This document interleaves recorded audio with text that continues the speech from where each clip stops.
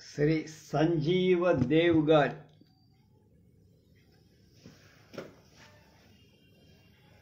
ఆత్మకథ తుమ్మపూడి 52వ భాగం. గతంలోకి అనేటువంటి 3వ పుస్తకంలో 14వ చాప్టర్ ఆంధ్ర చిత్రకారుల తీరుతెన్నులు. జానకిరామ్ ఆసంట, గొర్రెపాటి వెంకట సుబ్బయ్య గారు, నేను గుంటూరు నుంచి బలహీనంగా ఉండి కూడా తిరిగి వచ్చినందుకు సంతోషించారు. ఆసంట జానకిరామ్ గారిని సుమారు దశాబ్దం కింద మద్రాసులో చూడటం తప్ప మళ్ళీ మేము ఉభయలం కలుసుకోలేదు. గొర్రెపాటి వారు అప్పుడప్పుడు తుమ్మపూడిలో నన్ను కలుస్తూనే ఉన్నారు. నేను వారిని విజయవాడలో కలుస్తూ ఉండటం జరిగేది.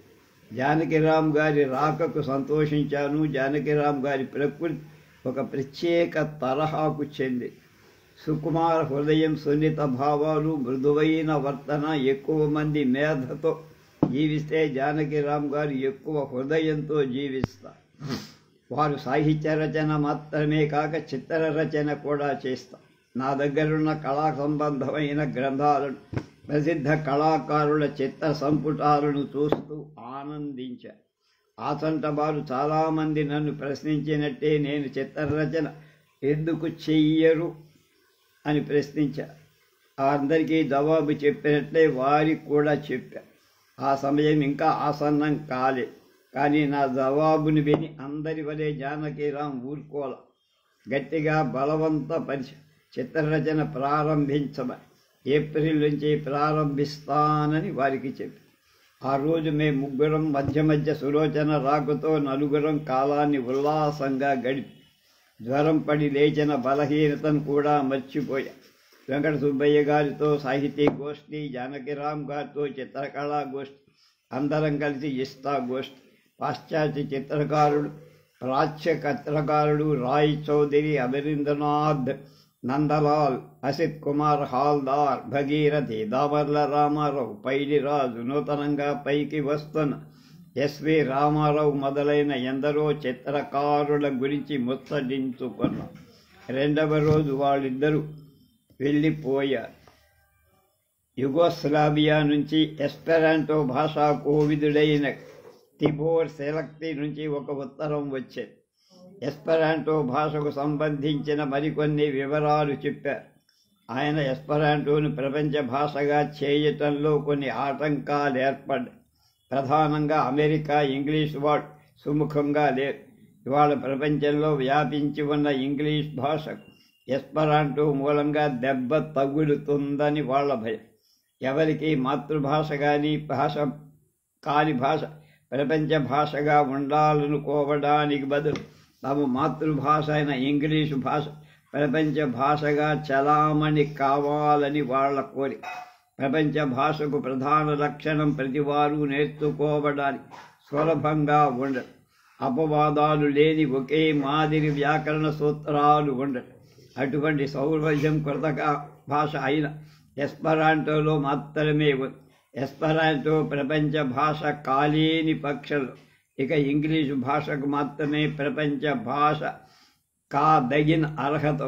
యథార్థానికి నేడు ఇంగ్లీషు భాష ఒక విధంగా ప్రపంచ భాషగా చలామణి అవుతోంది. ఆసంట జానకిరామ్ గారి నుంచి ఉత్తరం వచ్చింది. మంచి కాగితం, మంచి కవరు వారికి ఇస్తాం. నాకు అటువంటివే ఇస్తాం. వారి మామూలు సున్నితమైన ధోరణులు అవి ఇవి విషయాలు రాసిన తర్వాత చిత్రరచన తప్పక ప్రారంభించమని రాశారు. అందరూ నేను జవాబిస్తూ ఒకసారి నికోలస్ రోరిక్ అన్న వాక్యాన్ని ఉదహరించి, the best painting is that which has not yet been painted. అంతవరకు చిత్రించకుండా ఉన్న చిత్రమే ఉత్తమ చిత్రమట. తమ ఉత్తరంలో జానకిరామ్ గారు తుమ్మపూడిలో తమ 2 రోజుల నివాసాన్ని గురించి చాలా మంచి మంచి మాటలు రాశారు. అక్కడ వాళ్ళకి శాంతి, ఆనందం కూడా లభించాయని రాశారు. మా కుటుంబం అందరి పట్ల ఎంతో సుహృదాన్ని నెల్లూరు ప్రభుత్వ ట్రైనింగ్ కాలేజీ ప్రిన్సిపాల్గా ఉంటున్న మేధావి, వైజ్ఞానికుడు, సాహిత్య విమర్శకుడు అయిన డాక్టర్ శ్రీపాద కృష్ణమూర్తి గారు ఎన్ఎస్ కృష్ణమూర్తి గారి నుంచి సెలవు తీసుకొని నావి కొన్ని ఆంగ్ల రచయితలు చదివారట. వాటిని మెచ్చుకుంటూ నాకు ఒక ఉత్తరం రాశారు. నా ఆంగ్ల కవితలో నేనొక చోట వాడిన పదం ద గోల్డెన్ ఆరెంజ్ ఫ్రేమ్ అనేది వారికి చాలా భావ ప్రేరణ కలిగించినట్టు. అదెంతో సృజనాత్మక పదమని వ్రాసి శ్రీపాద గోపాలకృష్ణమూర్తి గారు భౌతిక శాస్త్రంలో డాక్టరేట్ తీసుకున్న వారికి అసలైన సాహిత్య విషయాలు, ప్రాచీన శిల్ప విషయాలు, పురాతత్వ విషయాలు మొదలైన వాటిలో అభిరుచి ప్రవేశం కూడా ఉంది. అది వారిలో తెలుగు కవితలో తెలుగు సాంస్కృతిక జీవులతో, తెలుగు కళాకారులతో అంతగా పరిచయం ఉండేదిగా. ఇప్పుడిప్పుడు ఈ లోపం తేరడం ప్రారంభించి కొందరి పరిచయాలు స్వీయ ప్రాంతీయులతో ప్రారంభించిన పరప్రాంతీయులతో పరిణతి చెందాయి. నా జీవితంలో అందుకు వ్యతిరేకం జరుగుతూ వస్తుంది. నా పరిచయాల పరప్రాంతీయులతో ప్రారంభమై స్వీయ ప్రాంతీయులతో ప్రవేశిస్తున్నాయి. చలం ఉత్తరాలకు పరిచయం 15. కొత్త పరిచితులతో సాన్నిహిత్యం పెరుగుతోంది కానీ పాత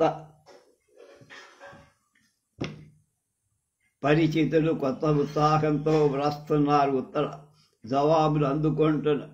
ఈ కొత్త పరిచితులతో గుంటూరులోని డాక్టర్ సదాశివరావు గారు సతీమణి డాక్టర్ జయప్రద, ఆమె మేనకోడలు ఆశాదేవి, డాక్టర్లు పెద్ద కూతురు రమాబాద్, వీరిలో ప్రప్రథమంగా నాతో ఉత్తర ప్రత్యుత్తరాలు జరిపే డాక్టర్ సదాశివరావు ఆశ. వీరుభయుల్లో కూడా ఎక్కువగా ఉత్తరాలు రాసేది ఆశ. వాళ్ళంతా కలిసి ఒకరోజు తుమ్మపూడి వచ్చి రాత్రి వరకు అనేక విషయాలు మాట్లాడుకుంటూ తోటల్లో కాలువ దగ్గర స్వేచ్ఛగా విహరిస్తూ మామిడి పిందెలు తింటూ గడిపారు.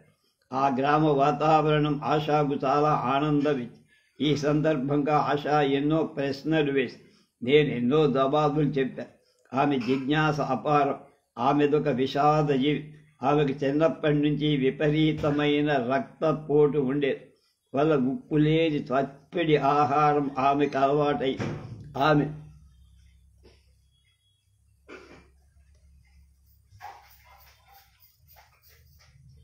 ఆమెకు అయినా ఏమాత్రం భయపడకుండా ఉల్లాసంగా ఉండే. అదొక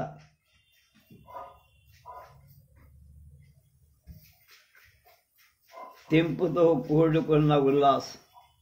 ఆమెకు